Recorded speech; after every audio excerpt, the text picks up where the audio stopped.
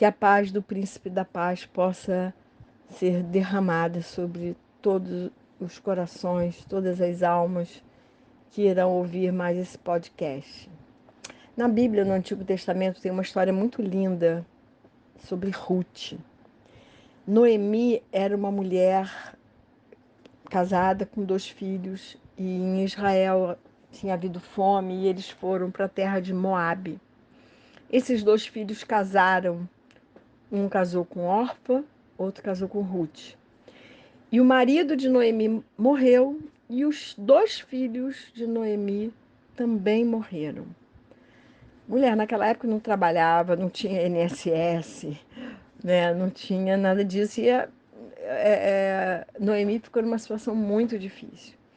E aí Noemi aconselhou as suas noras a voltarem para a casa dos seus pais, talvez se casarem novamente, porque ela ia voltar para Israel, para a terra dela. E Orfa voltou. E aí é o texto que eu vou ler, Ruth 1, de 16 a 18. Porém, Ruth respondeu: Não insista para que eu a deixe, nem me obrigue a não segui-la, porque onde quer que você for, irei eu. Onde quer que pousar, ali pousarei eu. O seu povo é o meu povo e o seu Deus é o meu Deus. Onde quer que você morrer, morrerei eu e aí, ali serei sepultada. Que o Senhor me castigue se outra coisa que não seja a morte me separar de você. Quando Noemi viu que Ruth estava mesmo decidida a acompanhá-la, deixou de insistir com ela. Então, inclusive esse texto é muito usado em casamento, né? Onde se for, irei eu.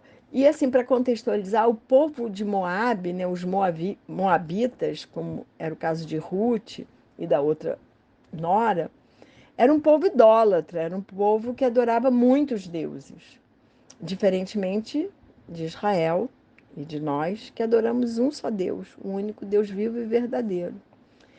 Então, Ruth se converte ao Deus da sua sogra, né? E adota o povo da sua sogra, que é o povo de Israel, como seu povo. Ruth foi uma mulher fiel e honrou sua sogra por amor a ela. Foi fiel à sua sogra e a Deus, pois passou a servir tanto um quanto o outro.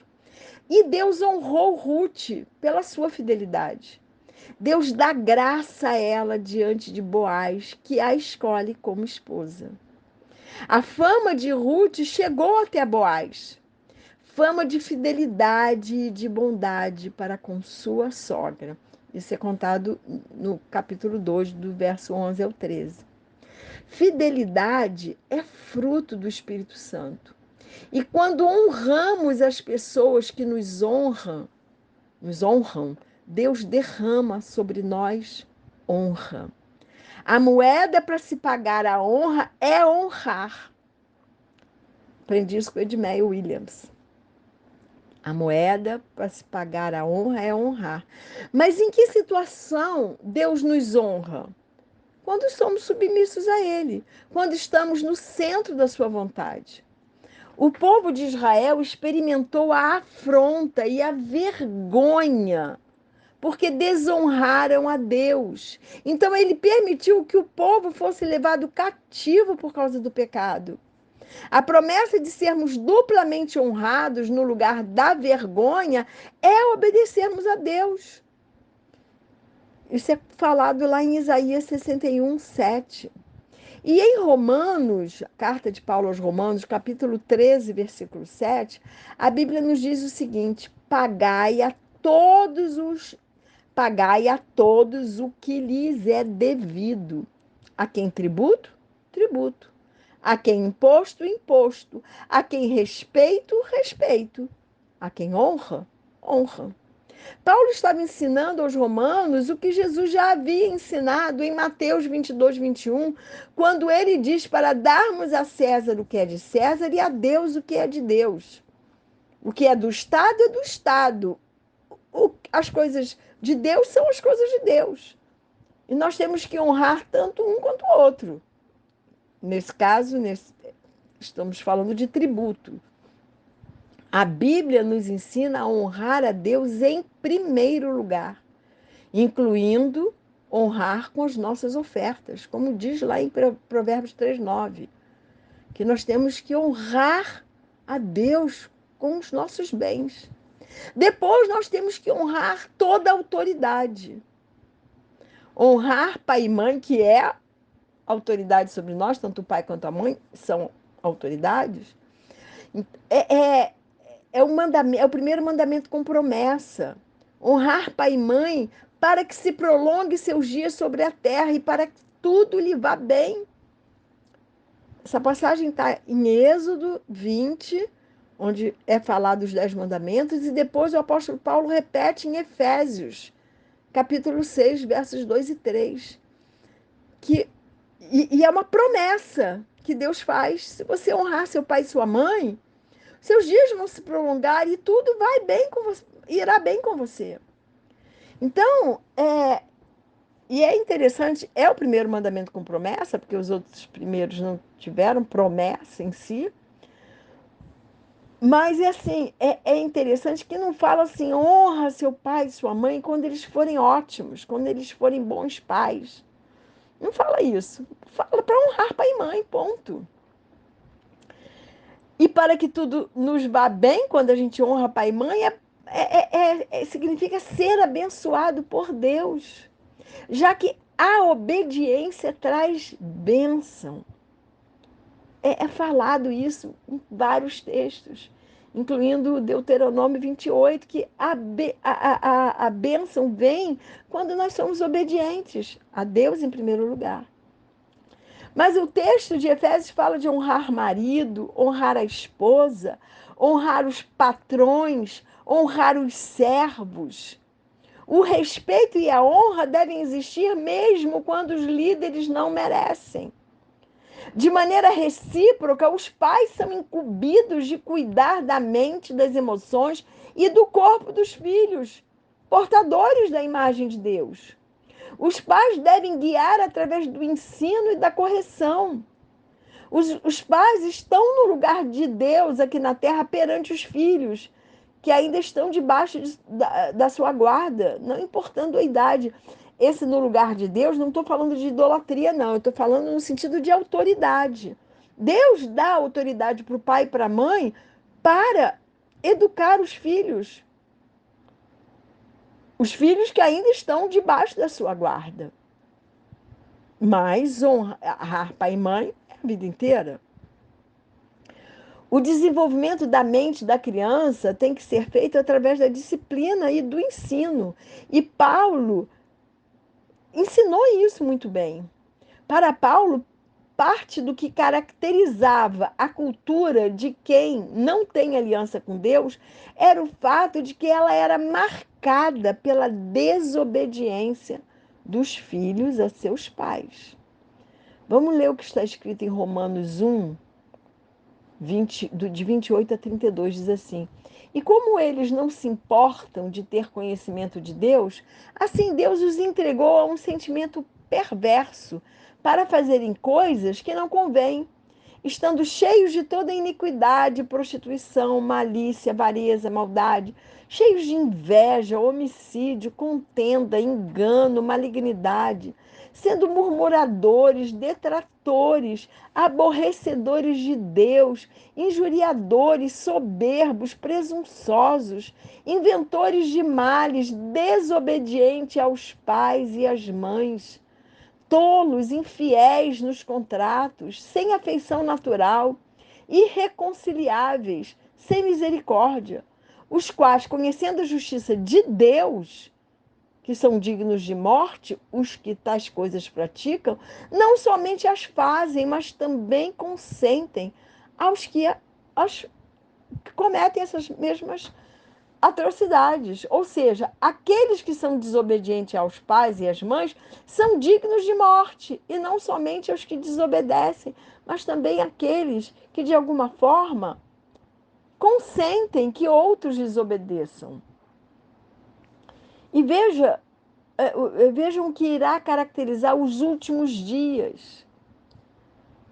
Está lá em segunda, em Paulo também, falando a Timóteo, seu filho na fé, 2 Timóteo 3, de 1 a 5, diz assim: sabe, porém, isto, que nos últimos dias sobrevirão tempos trabalhosos, porque haverá homens amantes de si mesmos, avarentos, presunçosos, soberbos, blasfemos, desobedientes a pais e mães, ingratos, profanos, sem afeto natural, irreconciliáveis, caluniadores, incontinentes, cruéis, sem amor para com os bons, traidores, obstinados, orgulhosos, mais amigos dos deleites do que amigos de Deus, tendo aparência de piedade, mas negando a eficácia dela.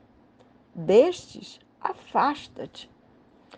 Para Deus, desobedecer aos pais é algo muito sério. Isso também se aplica a toda figura de autoridade. Só há uma situação em que podemos desobedecer aos pais e às autoridades: quando nos mandam fazer algo que vá de encontro à palavra de Deus. Se a minha mãe me manda roubar, não vou roubar, mãe, porque isso vai contra a palavra de Deus. Se meu pai me manda mentir, você tem que falar, não, né? O chefe, enfim, não vou mentir, porque isso vai contra a palavra de Deus.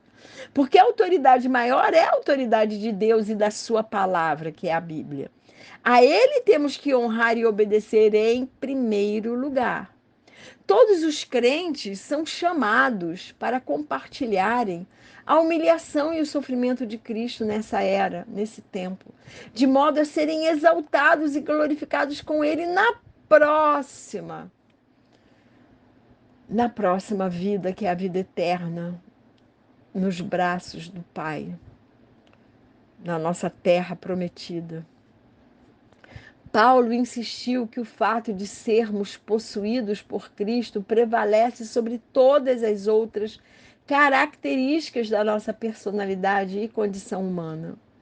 Senhores e empregados são todos servos de um só Deus e Rei, ou pelo menos deveriam ser. Perante Deus, senhores e servos são iguais. E esse texto nos exorta a sermos bons empregados, para darmos bom testemunho. E quando estamos sendo bons empregados, agradando aos nossos chefes, estaremos agradando a Deus. Tudo que fizermos em nosso trabalho temos que fazer de coração, de boa vontade, como se estivéssemos fazendo para Deus. Vivemos numa atualidade da nossa sociedade, uma crise de autoridade. Ninguém respeita mais a autoridade. Filhos acham que não é mais lícito obedecer aos seus pais. Dizem assim: a vida é minha e ninguém tem que se meter nela. Pastores e líderes não são mais honrados. Se um pastor ou um líder repreende uma pessoa no sentido de corrigi-la em amor, ela prefere sair da igreja ou então afronta os líderes sem nenhuma cerimônia. Professor não tem que ser mais respeitado. Os pais põem a mão na cara do professor que repreendeu aquele filho ou que deu uma nota baixa porque ele tirou uma nota baixa. É surreal o que vem acontecendo. Eu sempre digo, eu fui professora há muito tempo, e eu digo que hoje eu não conseguiria mais ser uma professora. Eu era professora de criança de 6 anos. Então, a criança só passava para o primeiro ano se estivesse alfabetizada. Hoje em dia não, você tem que passar, porque senão o pai vai botar a mão na tua cara. As leis não precisam mais ser obedecidas. Ninguém para no sinal de trânsito quando não tem aquele radar para não ser multado. Então, assim, ninguém obedece às leis. Por isso que se vive uma desordem social. As maldições de Deus vêm sobre aqueles que não se submetem às autoridades, principalmente para aqueles que não obedecem aos pais e aos líderes espirituais. Deus deu autoridade espiritual e moral aos pais e aos líderes para que essa autoridade seja exercida com legitimidade. Mas se as pessoas não aceitam essa autoridade, não sendo submissas, Deus vai pesar a mão sobre elas ou vai permitir que elas vivam as consequências dos seus erros. Se já falhamos nesse proceder, devemos pedir perdão, que é um sinal de humildade, arrependimento e submissão a Deus. E é a forma que temos para cancelar os nossos pecados. Mas não podemos confundir honra com idolatria. É muito diferente. Temos que honrar nossos pais e nossos líderes, mas não temos que idolatrá-los, porque eles não são perfeitos. Não há pai perfeito, não há mãe perfeita, não há pastor perfeito. Não podemos idolatrá-los como se eles fossem deuses infalíveis. Não são. Deus é um só, perfeito é um só, infalível somente Jesus foi. O único homem que pisou nessa terra e que foi infalível, que não teve pecado, que não teve erro, foi Jesus.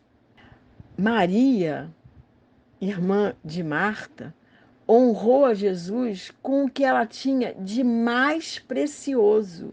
E Jesus aprovou a atitude dela. Os patriarcas sempre honraram a Deus e Deus os honrou.